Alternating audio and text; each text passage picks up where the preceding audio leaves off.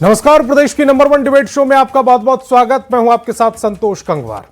राज्यसभा चुनाव नजदीक है और बिहार की 5 सीटें जीतने के लिए बिसात बिछाई जा रही है। आज पटना में तेजस्वी यादव के आवास पर महागठबंधन ने अपनी ताकत दिखाने की कोशिश की, लेकिन इस बैठक ने एकता के दावों पर सवाल खड़े कर दिए। तेजस्वी के घर पर हुई इस महत्वपूर्ण बैठक में आरजेडी, कांग्रेस, लेफ्ट और आईआईपी के नेता जुटे, लेकिन विपक्षी एकता का दावा तब खोखला नजर आया जब एआईएमआईएम और बीएसपी ने इस बैठक से पूरी तरह से दूरी बना ली। असदुद्दीन ओवैसी की पार्टी के तेवर बेहद तल्ख है। ओवैसी के प्रदेश अध्यक्ष अख्तरुल ईमान ने इस बैठक को विपक्ष की मीटिंग मानने से ही इनकार कर दिया और इसे तेजस्वी यादव की पारिवारिक बैठक करार दिया। उन्होंने साफ कहा कि किसी के घर में क्या हो रहा है, हमें इससे कोई मतलब नहीं। ओवैसी खेमे का आरोप है कि उन्होंने तेजस्वी से समर्थन मांगा था, लेकिन उन्हें कोई जवाब नहीं मिला। अब आलम यह है कि ओवैसी की पार्टी यह सोचने पर मजबूर है कि राज्यसभा में वो वोट किसे देगी। ऐसे में सवाल है कि क्या राज्यसभा चुनाव से पहले ही बिखर जाएगा विपक्ष? तेजस्वी की अनदेखी क्या ओवैसी को एनडीए के करीब ले जाएगी? बिना एकजुट हुए विपक्ष कैसे जीतेगा राज्यसभा की बाजी? आज इन्हीं सवालों पर करेंगे बहस। क्या राज्यसभा के चुनाव में विपक्ष एकजुट नहीं है? सबसे पहले एक रिपोर्ट दिखाते हैं।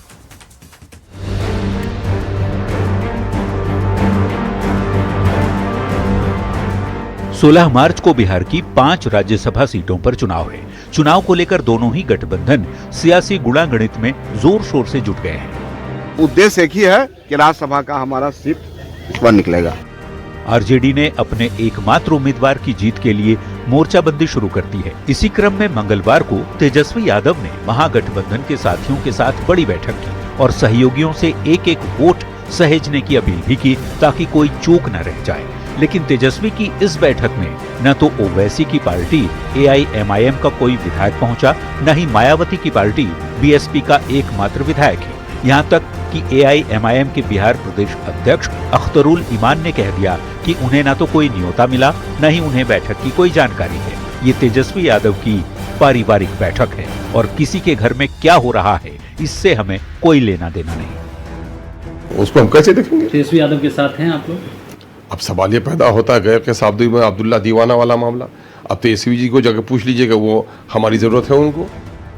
ऐसे में सवाल है कि क्या राज्यसभा चुनाव में विपक्ष एकजुट नहीं है और बिना एआईएमआईएम और बीएसपी के सपोर्ट के 6 वोट आखिर कहां से लाएगा महागठबंधन?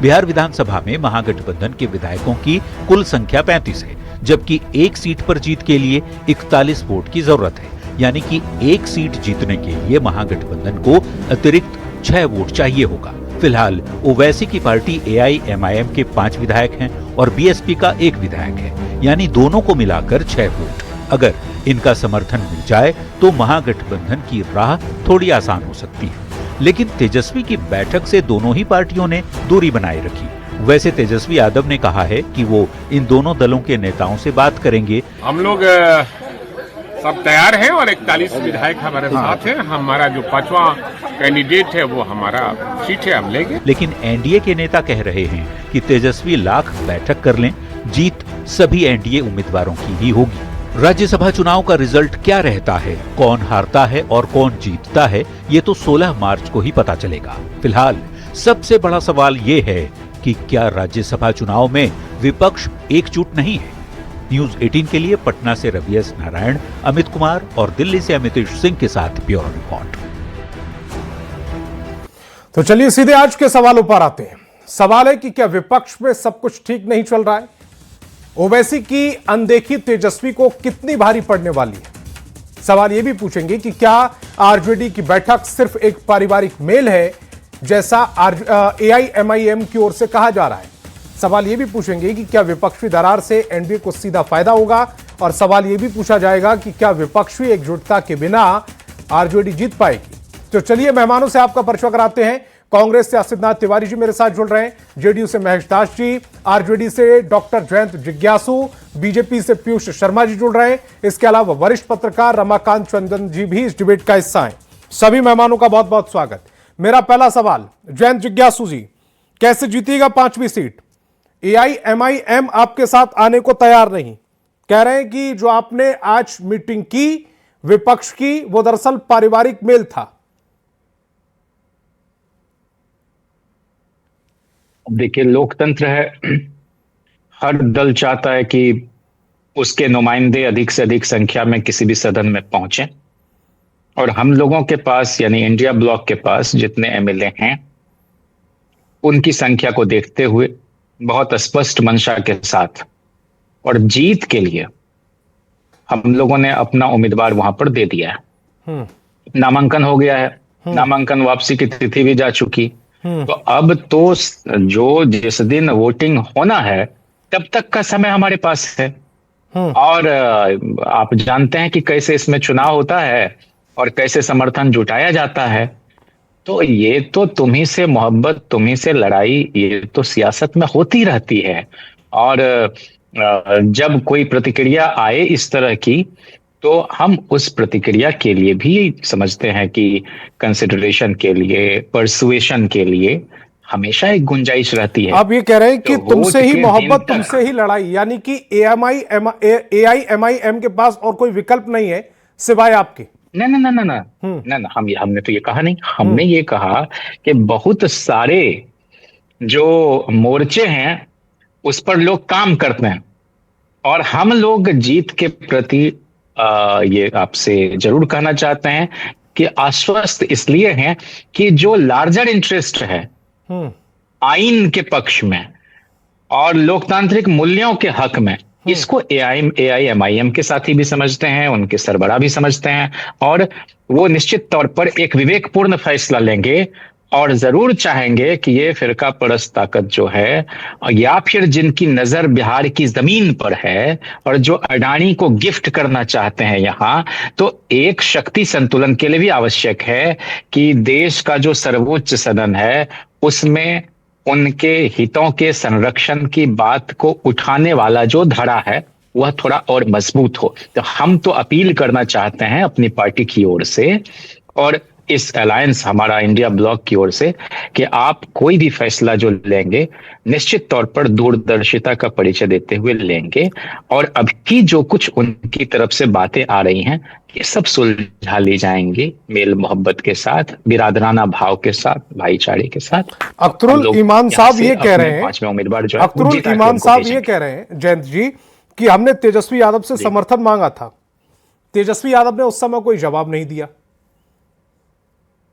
मतलब उनकी जो मंशा है वो बदले की मंशा है। वो सब तो अब आपने उस समय जवाब नहीं दिया तो फिर अब वो आपके साथ क्यों आए? सवाल तो यही पूछ रहे हैं वो। नहीं, उनका कहना अपनी जगह पर जायज है, और ये कोई फिक्सिटी तो होती नहीं है पॉलिटिक्स में, ये तो बहुत फ्लूइडिटी के साथ चलती है ना। और अभी जो जिस मोड़ पर बिहार की राजनीति है, खासकर इस राज्यसभा चुनाव के संदर्भ में, तो हम यही उम्मीद रखते हैं कि वो कहते हैं कि भाई बहुत ठंडे मन से और बहुत कंसाइंस को सुनते हुए वो फैसला निश्चित तौर पर उसी तरह कर लेंगे जैसी जनभावना है। ठीक। असितनाथ तिवारी जी, चूंकि मामला ये असितनाथ तिवारी जी, चूंकि मामला 41 वोटों का है, 35 वोट तो आपके पास नजर आ रहे हैं। आज जो मीटिंग हुई है उसमें जितने भी दल मौजूद थे उनके कुल मिलाकर जो महागठबंधन के पास वोटों की संख्या है वो 35 है। 5 AIMIM और 1 BSP, दोनों के वोट आपको बहुत जरूरी हैं अगर महागठबंधन का उम्मीदवार राज्यसभा में दोबारा से चुनकर जाएगा तो। अब कैसे जुगाड़ कीजिएगा? AIMIM भी इस मीटिंग में नहीं आई, BSP भी नहीं आई। संतोष जी, इस मीटिंग के बाद जो एक बात मीडिया में चल रही है कि महागठबंधन एकजुट नहीं है, तो ये मैं पहले स्पष्ट कर दूं कि इंडिया गठबंधन में AIMIM पहले भी नहीं था, BSP पहले भी नहीं थी। ये दोनों पार्टियां हमारे गठबंधन का हिस्सा हैं ही नहीं, थी ही नहीं। आज जो बैठक थी वो गठबंधन की बैठक थी, और गठबंधन में शामिल दल कांग्रेस, RJD, वाम दल और IP गुप्ता जी की पार्टी, खुद IP गुप्ता जी थे अपनी पार्टी से, वही एक विधायक हैं। मतलब पूरा का पूरा गठबंधन इस बैठक में था, तो गठबंधन में कोई बिखराव नहीं है। अब जो बात आप कह रहे हैं कि भाई हमारा कैंडिडेट जीतेगा कैसे, उसका समीकरण क्या है, जीतना हारना बाद का विषय है, कैसे जीतेगा इस पर काम चल रहा होगा। एक बात इसमें स्पष्ट कर दी जाए कि राज्यसभा के चुनाव में पार्टी का व्हिप जारी नहीं होता है। और बिहार की राजनीति में अभी हाल के दिनों में जो परिवर्तन हुए हैं, पूरे सत्ता संतुलन में आप देखिएगा एक बड़ा परिवर्तन हुआ है। तो उस परिवर्तन के बाद पूरी बिहार की राजनीति का संतुलन भी परिवर्तित होगा। वो आपको अब नहीं दिखेगा जो 2 महीने पहले दिख रहा था, 2 साल पहले दिख रहा था। ये पूरा संतुलन बदलेगा। तो आप मैं दावे से कुछ नहीं कहूंगा, लेकिन क्या इस बात की गुंजाइश नहीं है कि हमें जदयू के ही कुछ विधायकों का समर्थन मिल जाए, क्योंकि इसमें व्हिप तो होता नहीं है। ये भी तो संभव है कि हमें जदयू के ही कुछ विधायकों का समर्थन मिल रहा हो और इसलिए हम बहुत ही आश्वस्त बैठे हैं कि हम तो अपनी सीट निकाल रहे हैं। इसकी भी तो संभावना है ना इस राजनीति में, क्योंकि पूरा संतुलन भी बदल रहा है। इसलिए मैं कह रहा हूं कि इस बदले हुए संतुलन को समझने की जरूरत है। बिहार की राजनीति वो नहीं। उमेश कुशवाहा ने इसी तरह का स्टेटमेंट दिया था। उन्होंने कहा था कि विपक्ष के कई विधायक हमारे संपर्क में हैं और वो क्रॉस वोटिंग करने को तैयार है। आप आज वही स्टेटमेंट आपकी तरफ से आ रहा है। ये सिर्फ दबाव की पॉलिटिक्स है या वाकई आपके किसी से संपर्क हुए? BJP, JDU? देखिए मैं बता दूं जी, मैं उमेश जी के बयान का खंडन नहीं करता, इसलिए नहीं करता कि उनका किससे संपर्क है, किससे संपर्क नहीं है, ये व्यक्तिगत तौर पर वही जानते होंगे, मुझे बताने आएंगे नहीं। उनको पता होगा, या उनके बहुत खास जो लोग होंगे एक आध वो जानते होंगे कि किनसे उनकी बात चल रही है। जहां तक मेरी बात है, मैं बहुत स्पष्ट तौर पर एक बार फिर दोहरा रहा हूं कि बिहार का सत्ता संतुलन अब वो नहीं है जो आज से 1 महीने पहले था। बदलते हुए राजनीतिक माहौल में सत्ता संतुलन भी बदल रहा है। इतना काफी है कहने के लिए संतोष जी। महेश जी, ऊपर जो विंडो में दोनों प्रवक्ता चूंकि आपके विरोधी हैं, विरोधी पार्टी से, दोनों की बॉडी लैंग्वेज और चेहरे पर मुस्कान और आपका शांत बैठे रहना, ये जो 6-3 की लड़ाई चल रही थी, ये ऐसा तो नहीं है जो असीनाथ तिवारी जी कह रहे हैं वो आपके लिए वाकई चिंतित करने वाली बात हो? नहीं, हम लोगों के लिए कोई चिंता का सबब है ही नहीं। आपको भी पता है इसमें नंबर का खेल होता है, उस नंबर में हम लोग ऑलमोस्ट नजदीक हैं उसके। यहाँ कोई दिक्कत है ही नहीं। दिक्कत जहां है, एमआईएम के विधायक जो प्रदेश अध्यक्ष हैं वो उन्होंने जाहिर भी कर दिया है। जब वो ढोल नगारा लेकर के तेजस्वी यादव जी के डेरा पे पहुंचे थे गठबंधन करने के लिए, तो शायद दरवाजा भी नहीं खुला था। तो आप समझ सकते हैं कि अभी जब उनसे इन लोगों ने मदद मांगा होगा तो उनका दरवाजा कभी नहीं खुल सकता है। तो ये स्पष्ट है। बीएसपी का विधायक आया नहीं, और असीतनाथ तिवारी जी जो कह रहे थे, इनके तो खुद ही 3 विधायक गायब थे उस मीटिंग से। अब बताइए, जिनका अपना गठबंधन में कहीं कुछ मेल है ही नहीं, सारा बेमेल ही है। अब वैसे भी तेजस्वी यादव जी का आप ही लोग के मीडिया के माध्यम से हमने देखा था कि चर्चा था कि तेजस्वी यादव जी राज्यसभा जा रहे हैं, लेकिन उनको पता था कि मेरे साथ होना क्या है, इसलिए उन्होंने बैक कर लिया अपने आप को। और दूसरा कैंडिडेट कौन है ये भी आपको पता है। तो तेजस्वी यादव जी आज अपने पारिवारिक माहौल में खाना पीना करके खाना पूर्ति कर दिए। इनका क्या होना है, मतलब आप ये कह रहे हैं कि ये जो मीटिंग हुई थी आज, ये जो बिहार की जनता को भी पता है, ये जो मीटिंग आज तेजस्वी यादव के आवास पर हुई थी, दरअसल वो सिर्फ खाना पूर्ति थी। वो एक मैसेज देने की कोशिश थी कि कम से कम महागठबंधन एक है, और उसमें भी कांग्रेस के 3 विधायक पहुंचे नहीं। और क्या? ठीक, बीजेपी प्रवक्ता की तरफ जा रहा हूं मैं। पीयूष जी, 3 सीटों का जुगाड़ तो आपको भी करना है जी। अगर आपको 5वीं सीट निकालनी है, 38 आपके पास अगर कोई इधर उधर नहीं होता है, जो इस समय कागजों पर नंबर नजर आ रहे हैं, ये नंबर सबके साथ रहते हैं, तो 3 सीटों का जुगाड़ तो आपको भी करना है। अब वो 3 सीटें कैसे आएंगी? क्या एआईएमआईएम अपनी राजनीतिक विचारधारा के विपरीत आपके साथ चली जाएगी? क्या बीएसपी का एक आपको मिल जाएगा, एक वोट? संतोष जी, लोकतंत्र में चुनाव परिणाम संख्या और समर्थन के आधार पर होती है, और आज का जो परिवेश है, आज की जो संख्या है बिहार विधानसभा में, जो विधायकों की संख्या है जो एनडीए के समर्थन में है, वह एनडीए के समर्थन में है, और विपक्ष केवल भ्रम की राजनीति करती है। उनके पास न तो कोई आंकड़े हैं, न कोई स्पष्ट नीति है, न गठबंधन की एकजुटता है। और एनडीए के पास, मैं आपको बता देना चाहता हूं संतोष जी, एनडीए की एकजुटता और जो हमारी विकास की राजनीति है, एनडीए की एकजुटता और विकास की राजनीति के सामने विपक्ष का कोई भी गणित टिक नहीं सकता है। आप देखने का काम करें, राष्ट्रीय जनता दल के उम्मीदवार एडी सिंह जी के नामांकन में कांग्रेस के एक भी विधायक नामांकन में नहीं पहुंचे थे। आज जब तेजस्वी प्रसाद यादव जी द्वारा बैठक आहूत की गई, उसमें 6 में से मात्र 3 कांग्रेस के विधायक उस बैठक में शामिल हुए। 3 विधायक कहां नदारत थे, यह तो कांग्रेस के प्रवक्ता ही बताने का काम करेंगे। इस स्पष्ट यह दर्शाता है कि जो एनडीए की 5 राज्यसभा की सीटें जो है बिहार में खाली हैं, और जो एनडीए द्वारा 5 राज्यसभा सीटों में उम्मीदवारों का नामांकन हुआ है, वह 5 की 5 राज्यसभा की सीटें एनडीए जीतने का काम करेगी। और अभी राष्ट्रीय जनता दल के प्रवक्ता और कांग्रेस के प्रवक्ता आपके पास जो 3 वोटों की जरूरत है, वो 3 वोट कहां से लाइएगा? वो 3 वोट कांग्रेस से आ रहे हैं, वो 3 वोट आरजेडी से आ रहे हैं, वो एआईएमआईएम से आ रहे हैं। संतोष जी सुन लीजिए ना, संतोष जी सुन लीजिए ना, बिहार विधानसभा 2025 के चुनाव में बिहार की जनता ने एनडीए को अपार समर्थन देने का काम किया है, प्रचंड जनादेश देने का काम किया है। स्वाभाविक है, यदि बिहार की जनता ने हमें 2025 के बिहार विधानसभा चुनाव में प्रचंड जनादेश देने का काम किया है, तो आज के दौर में विधायक भी एनडीए के साथ हैं। तमाम जो विधायक हैं वो एनडीए के विकास के साथ हैं, एनडीए की स्थिर सरकार के साथ हैं, एनडीए की नीति के साथ होते, इसलिए हमें संख्या बल के अगर ये आपके साथ होते तो आपके साथ सरकार में होते, कोई परेशानी नहीं है।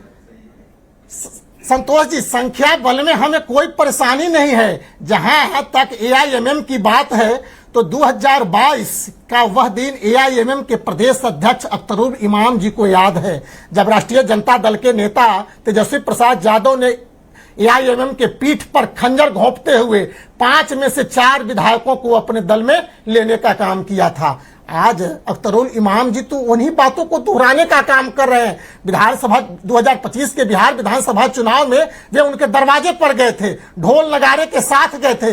तेजस्वी प्रसाद यादव और लालू प्रसाद यादव ने अपने दरवाजे को बंद करने का काम किया था। आज एआईएमएम के प्रदेश अध्यक्ष उन्हीं बातों को कहने का काम कर रहे हैं। एआईएमएम के विधायक तो एआईएमएम के प्रदेश अध्यक्ष तो सीधे मैं आपकी बात समझ गया, मैं आपकी बात समझ गया कि एआईएमआईएम उनके साथ नहीं जाएगी, करने का काम किया था। पीयूष जी, आप यही कहना चाह रहे हैं ना कि एआईएमआईएम उनके साथ नहीं जाएगी। सवाल ये आपके पास कैसे आएगी? संतोष जी, आपके साथ कैसे आएगी? नहीं संतोष जी, ये एआईएमएम का निजी मामला है, वह किनके साथ जाएगी, ठीक, राज्यसभा चुनाव में रमाकांत चंदन जी की तरफ जा रहा हूं, समर्थन में करेगी, क्या करेगी, यह उनका निजी मामला है। लेकिन इतना मैं विश्वास और दावे के साथ आपको बता देना चाहता हूं कि राज्यसभा की 5 सीटें पर एनडीए की जीत सुनिश्चित है, और परिणाम जो होगा वह हमारे एनडीए के पक्ष में होगा, और हमारी जीत सुनिश्चित है। ठीक, अब रमाकांत चंदन जी आपके पास जा रहा हूं। चूंकि एआईएमआईएम के तेवर आपने देख लिए, वो तो स्पष्ट बात कर रहे हैं, पीछे का इतिहास निकाल कर लेकर आ रहे हैं कि जब हम आपके दरबार पर आए थे, आपके दरवाजे पर आए थे, तब आपने हमें वैल्यू नहीं दी। और वो ये भी कह रहे हैं कि इससे पहले तेजस्वी यादव से समर्थन भी मांगा। अब समर्थन किस चीज को लेकर समर्थन मांगा? क्या वो विधानसभा चुनाव के समय की बात कर रहे हैं? सीटें मांगी गई महागठबंधन में शामिल होने के लिए, क्या वो अपना उम्मीदवार खड़ा करने की कोई कोशिश कर रहे थे राज्यसभा के लिए, जो समर्थन नहीं दिया गया? ये भी बात समझ में नहीं आई। एआईएमआईएम क्या जा सकती है महागठबंधन के साथ, या एनडीए के साथ जा सकती है, या जो फिर 5वीं सीट है इसका मामला फंसता हुआ नजर आ रहा है? रमाकांत जी, देखिए संतोष जी, आप लोग जो डिस्कशन कर रहे हैं उसका मुख्य केंद्र आप लोग मान रहे हैं कि 243 विधायक ही चुनाव लड़ने जा रहे हैं इस 5 राज्यसभा का। मुझे कहने में कोई गुरेज नहीं है कि 2 तथ्य और हैं जो चुनाव लड़ेंगे। एक तथ्य है प्रलोभन और दूसरा तथ्य है धन। प्रलोभन कौन दे सकता है? तो जो सत्ता में है कि आप मेरे साथ आ जाइए, आपको मंत्री बना देंगे। इसके उदाहरण भी हैं, खुद अशोक चौधरी, विजय चौधरी जो हैं वो कांग्रेस से आए हुए हैं, आज मंत्री बने हुए हैं। एक पॉजिटिव पॉइंट उसके साथ ये जाता है। दूसरा पॉजिटिव पॉइंट इनके पास जाता है कि महागठबंधन ने किसी भी पार्टी प्रतिनिधि को नहीं उतारा है। पार्टी प्रतिनिधि जो विचारधारा से जुड़े हुए हैं उसे नहीं उतारा। किसे उतारा है? एक धन कुबेर को उतारा है, ताकि उसके लिए कोई पार्टी की प्रतिबद्धता नहीं हो और विधायक को वो खरीद फरोख्त कर सके। ये चुनाव का आधार है।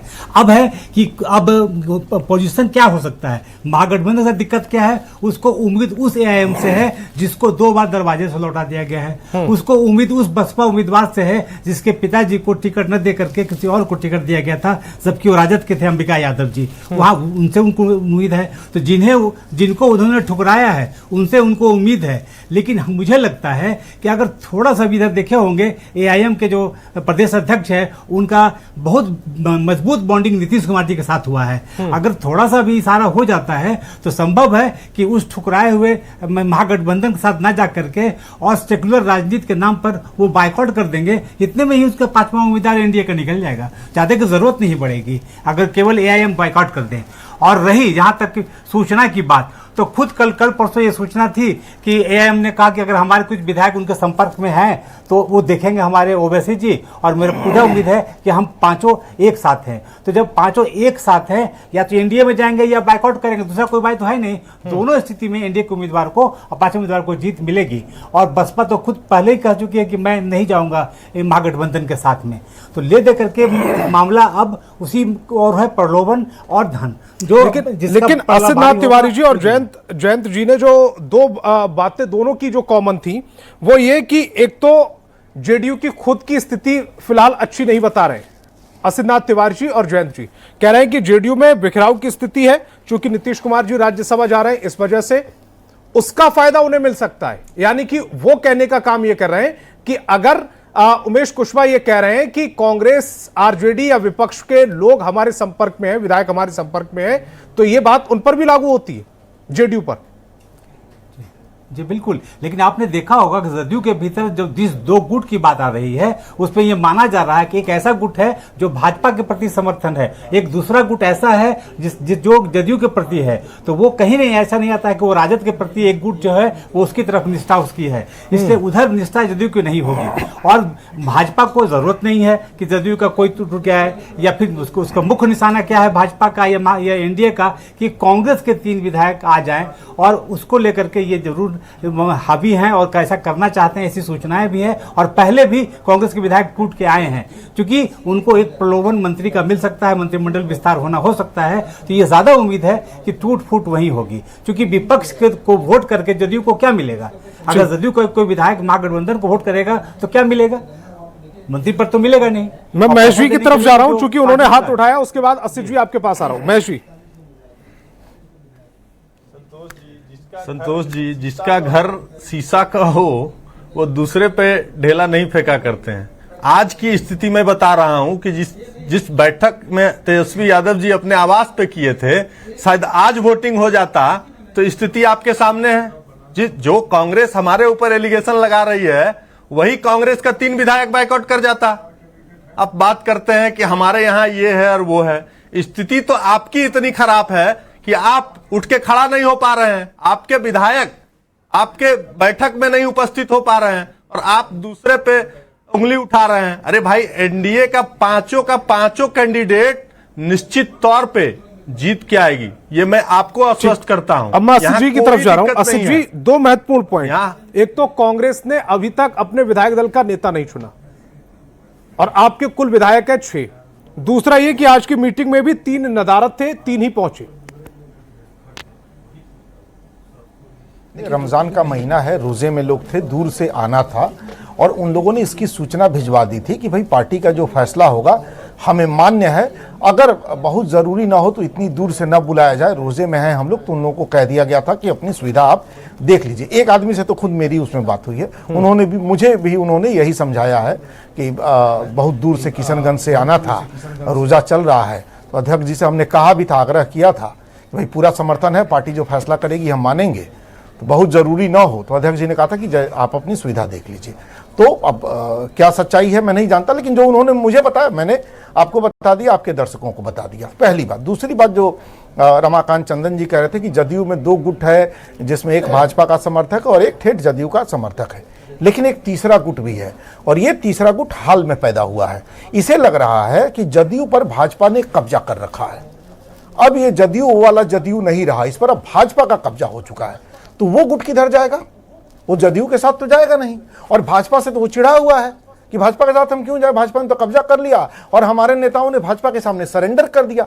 अपने नेताओं को मान रहे हैं कि हमारे नेताओं ने भाजपा के सामने घुटने टेक दिए हैं, और भाजपा से भी खार खाए हुए हैं और जदयू नेताओं से भी। तो मैं कह रहा हूं राजनीति संभावनाओं का खेल है, कई तरह की संभावनाएं बन रही हैं, नजर बनाए रखिए। जयंत जी, जो 3 विधायक नहीं पहुंचे कांग्रेस के, पीयूष जी आ रहा हूं इसके बाद। ठीक है पीयूष जी, पहले आप प्रतिक्रिया दे दीजिए, उसके बाद जा रहा हूं जयंत जी के पास। संतोष जी, कांग्रेस के प्रवक्ता को अपने घर को संभालने की आवश्यकता है। या भारतीय जनता पार्टी और जनता दल यू की नीति पर प्रश्न चिन्ह उठाने का काम कर रहे हैं। मैं इन्हें स्पष्ट कर देना चाहता हूं, यहां भारतीय जनता पार्टी और जनता दल यू में कोई गुट नहीं है, केवल एक गुट है, वह विकास का गुट है। बिहार की जनता ने हमें विकास के नाम पर वोट देने का काम किया है, और भारतीय जनता पार्टी और जनता दल यू समस्त एनडीए में केवल एक गुट चलता है, वह विकास का गुट चलता है। और विकास के नाम पर हम जनता के समक्ष वोट मांगने का काम करते हैं, और जनता ने हमें अपार समर्थन देने का काम किया है। और इस राज्यसभा के चुनाव में भी चुने गए जनप्रतिनिधि विकास को ही चुनने का काम करेंगे, स्थिर सरकार को ही चुनने का काम करेंगे, और वह स्थिर सरकार एनडीए की है, वह विकास की सरकार। ठीक, अब मैं जयंत जी की तरफ जा रहा हूं, उसके बाद आऊंगा आपके पास। पीयूष जी आऊंगा आपके पास, आपको काउंटर करने के लिए मैंने समय दिया 30 सेकंड का। फरवरी 2024 का हुआ। पीयूष जी, काउंटर करने के लिए मैंने आपको समय दिया, समय वो जयंत जी का है, उसके बाद आऊंगा आपके पास। आपके टर्न पर आपके पास आऊंगा। जयंत जी को जरा स्क्रीन पर लेकर आए और पीयूष जी की आवाज जाऊं। बिहार की खेला क्या हुआ, खेला क्या पीयूष जी आ रहा हूं आपके पास। बात मेरी भी सुनिएगा, ऐसे थोड़ी डिबेट चलती है। मैंने आपको काउंटर करने के लिए मौका दिया। जयंत जी, सवाल यह है कि एक तो AIMIM आपसे नाराज है, BSP भी आपसे नाराज है, आप भरोसे हैं कि जेडीयू में टूट होगी तो आपका कैंडिडेट निकलेगा। लेकिन एक जो महत्वपूर्ण बात रमाकांत चंदन जी ने कही कि AIMIM अगर इनको समर्थन ना भी दे एनडीए को, और वो सिर्फ बाइकआउट कर दे, तो भी फिर एनडीए का कैंडिडेट निकल गया 5वां।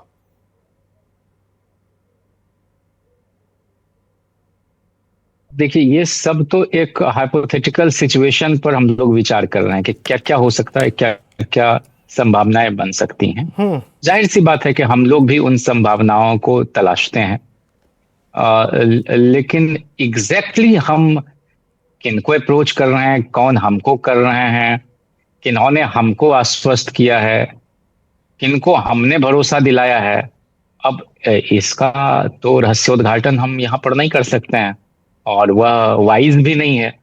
लेकिन इतना जरूर है कि हमेशा वार्ता के लिए खिड़की खुली रहती है और संवाद चलता ही रहता है। और जैसा कि हमारे वरिष्ठ साथी ने आपको कहा, रशीद जी ने, कि जब व्हिप जारी ही नहीं होना है और लोगों को अपनी अंतरात्मा की आवाज पर भी एक विवेकपूर्ण फैसला करना है, तो हमको उनके विवेक पर पुख्ता यकीन है। और वो निश्चित तौर पर आज की परिस्थितियों में एक शक्ति संतुलन के लिए भी, और जिन लोगों को यह भी लगता है कि जबरिया और बाध्य करके माननीय नीतीश जी को राज्यसभा भेजने की एक बहुत ही सुनियोजित ढंग से घेर के एक कहने के मैकियावेलियन सॉर्ट ऑफ स्ट्रेटजी अपनाई गई भाजपा की तरफ से, तो बहुत संभव है कि भावपूर्ण ढंग से नीतीश जी के पक्ष में अपनी प्रतिबद्धता जाहिर करने के लिए कुछ लोग वोट करेंगे। और राजनीति तो हमेशा संभावनाओं का ही एक अफेयर है। नीतीश कुमार जी खुद राज्यसभा जा रहे हैं, उसके उम्मीदवार हैं, तो फिर वहां टूट होने की गुंजाइश तो वैसे ही कम पड़ती है, अगर आप ये भी मान रहे हैं कि सहानुभूति के तौर पर अगर टूट हो जाएगी। मैं तो आपसे सिर्फ इतना कह रहा हूं संतोष जी कि आप भी जान रहे हैं, हम भी जान रहे हैं कि पर्याप्त अपेक्षित संख्या हमारे पास नहीं है। एकदम स्पष्ट बात है। और पर्याप्त अपेक्षित संख्या उपेंद्र कुशवाहा जी के लिए भी नहीं है। तो ये कुछ ना कुछ तो आवाजाही होगी ना, कुछ ना कुछ तो एक इनर्शिया में तो चीजें नहीं होंगी। तो जब चाहे 2 कदम उस तरफ 2 कदम इस तरफ, तो हर आदमी जब इसको एक तलाश कर ही रहा है, एक्सप्लोर कर ही रहा है पॉसिबिलिटी, तो हम लोग भी कर रहे हैं। ठीक, अब मैं और ये महेश के पास आ रहा हूं। समझदारी के साथ ही होगा। तो इसलिए मुझे तो उम्मीद है कि एडी सिंह जी फिर से दूसरी बार राज्यसभा जाने में कामयाब होंगे। महेश जी 30 सेकंड आपके पास। देखिए संतोष जी, इन लोगों ने जिस तरीके से जनता दल यूनाइटेड पे आरोप लगाते हैं, अरे भाई जनता दल यूनाइटेड का 85 विधायक जो है ना, वो नीतीश कुमार जी को मानते हैं। और नीतीश कुमार जी जहां इशारा करेंगे वहां वोट करेंगे। आप लोगों की स्थिति तो आज के समय में ये स्थिति है कि आप लोग आउट हैं चुनाव से, और आप आरोप लगाते हैं। वैसे भी तेजस्वी यादव जी का जो थैला पहुंचना होगा वो पहुंच गया होगा। आज जो अपना खाना पूर्ति उनको करना था वो कर लिए हैं, उसमें कहीं कोई दिक्कत नहीं है। ठीक, पीयूष जी क्या है वो आप लोगों को भी पता है। करेंगे इसको लेकर आप इसलिए इन लोगों का जो अपना आरोप है ना, बिहार में बिहार के विधायकों ने और बिहार के जनता ने विकास के साथ चुनने का काम किया है। मेरे पास थोड़ा समय कम है, पीयूष जी की प्रतिक्रिया ले रहा है, उसके बाद रमाकांत जी के पास आऊंगा। 20 वर्षों में जिस जनता ने आपके तरफ देखना नहीं पसंद किया है, विधायक के आपके तरफ देखेंगे भाई। अंतरात्मा की बात होने की जरूरत नहीं है मेरे भाई।